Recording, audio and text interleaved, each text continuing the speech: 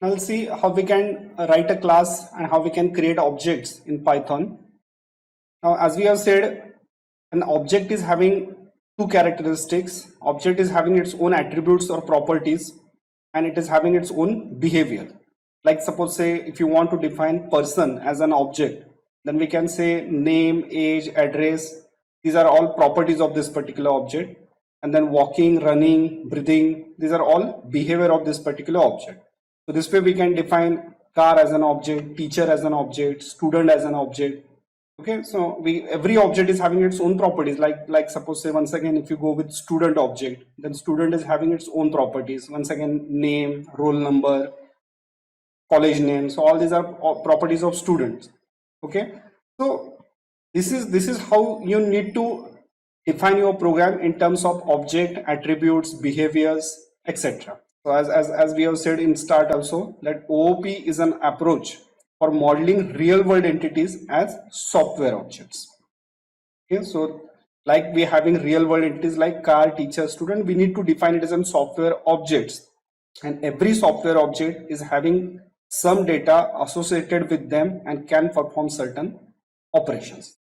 Okay, now regarding with object oriented programming language, you understand it like this: object is actual instance and class is just nothing but a blueprint of that particular object. Object is an actual instance, actual copy, and class is a virtual entity, can be seen as a blueprint of an object.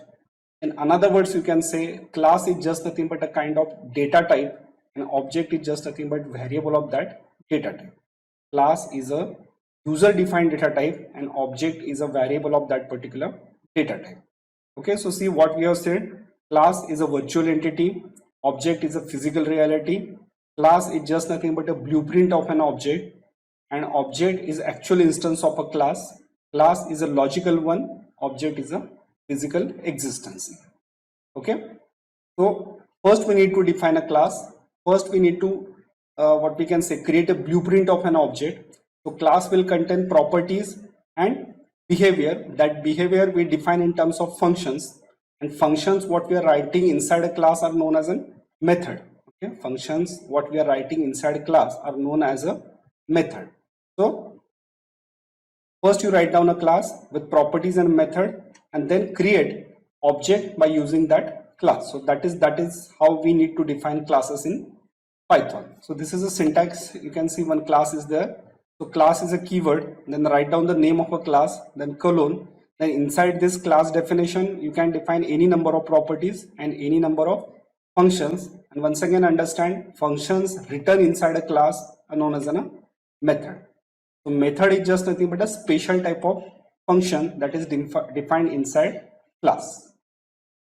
We'll see how we can define class here. So class definition always starts with keyword class, then name of a class, and then colon. Class names first letter is always capital, it's a convention, so we'll follow that convention. Now as we have said, objects can have properties and behavior. So class definition contains properties or say attributes plus methods. Methods will define behavior. Okay, so in case of person class, we are defining two properties. First one, that is a name. Okay, we'll initialize it to with some default value, and then age.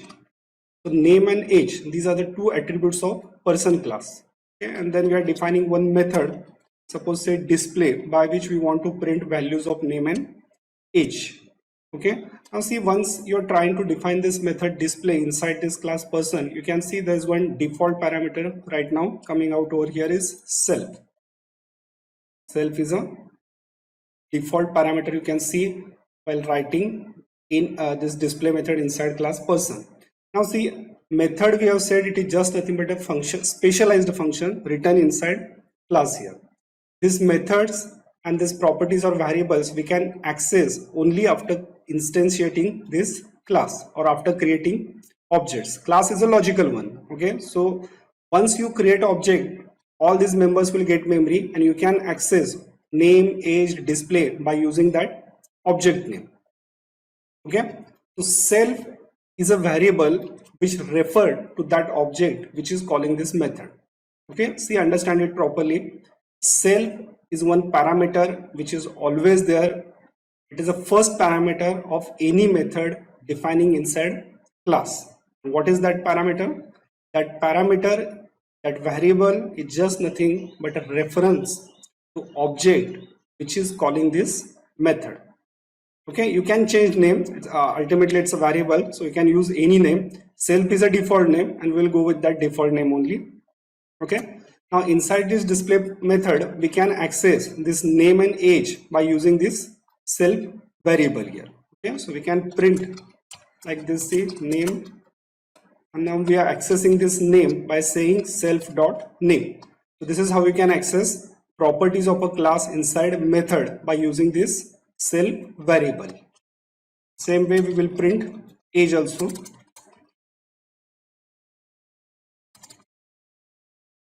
Okay, so this is your person class which contains two properties, name and age, one method display by which we are printing name and age here. So this is how we can write a class in Python. Okay, so suppose say I'm writing another class here, rect, which contains two properties, length and width. Okay, and one method, area, where we are just calculating and printing area of rectangle. See once again self, here also we can access these properties by using self parameters. So person, rectangle, teacher, student, car, shape, circle. This way we can just model real objects in terms of class. And as we have stated number of times now, class is just nothing but a virtual reality. It is just a blueprint. You can access these methods and properties only after creating objects. Okay. So obviously, next we want to see how we can create object of a class, or what we can say, how we can create instance of a class here. Okay, so as we have said right now, in this example, what you are seeing in this slide, employee is a class, ID and name, these are the two attributes, and display is a method by which these values of these two attributes are getting printed over here. Okay, so this is a class, employee class. So class needs to be instantiated if you want to use the class attributes and methods. Means if you want to access this ID, name, display, then there should be an object of class employee. So how you can create object? So here you can see emp is the name of an object. So you need to write down variable name is equal to class name and then opening closing parenthesis. So this variable name is just nothing but instance. It is just nothing but an object. And you can access these methods or these properties by saying object name dot method name or object name dot property name. In our case, suppose if you want to create object of person, you can say it like this: P is equal to person. Okay, so this is how you can create object. P is an object. P is just nothing but object of class person. Okay, this way you can create any number of objects. Suppose say here I am saying T. Okay, so T is an object now. Okay, on that line, suppose here I am saying R1 is equal to rect. So this R1 is an object of class rect. So it is as if you are just creating variables. Like suppose say here I am saying X is equal to 100. So what it means? X is a variable of type int. Int is just nothing but class, and 100 is just nothing but value of X. So on that line, R1 is a variable. R1 is a variable object. Okay, so R1 is object, R1 is variable. R1 is a variable of which class? Rect. Okay, so just how we can say type of X is int, type of R1 is rect, type of T is person.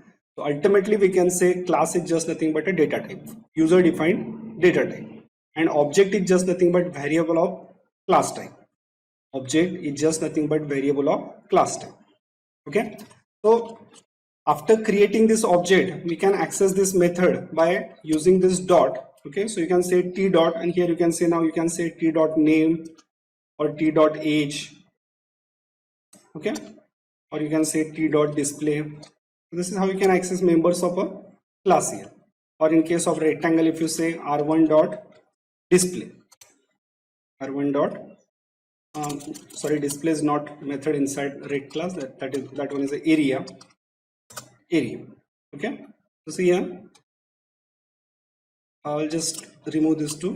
Now R1 is an object of class rect, and through this R1 we are calling this area method. Now once again come to this parameter self. Okay, so as we have said, area method you can't call directly, you need to call it through some object. Now we are calling this area method. So first of all, see, while defining this area method, there is one parameter self, but while calling this function we are not sending any value from here. Okay, while defining this area method, there is one parameter self, but while calling this area method we are not passing any argument from here, because self is just nothing but this object.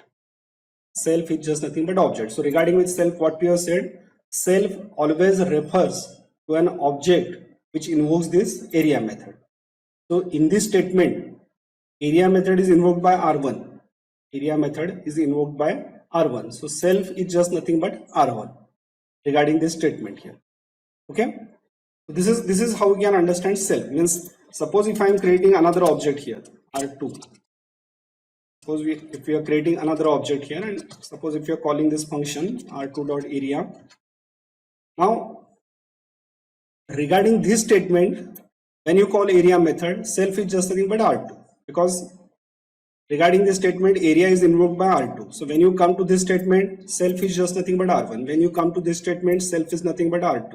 So that's how self always refers to an object which calls that method here. Okay, so currently you can see output of this expression. We create one object of class rect and we are just calculating that area and printing here.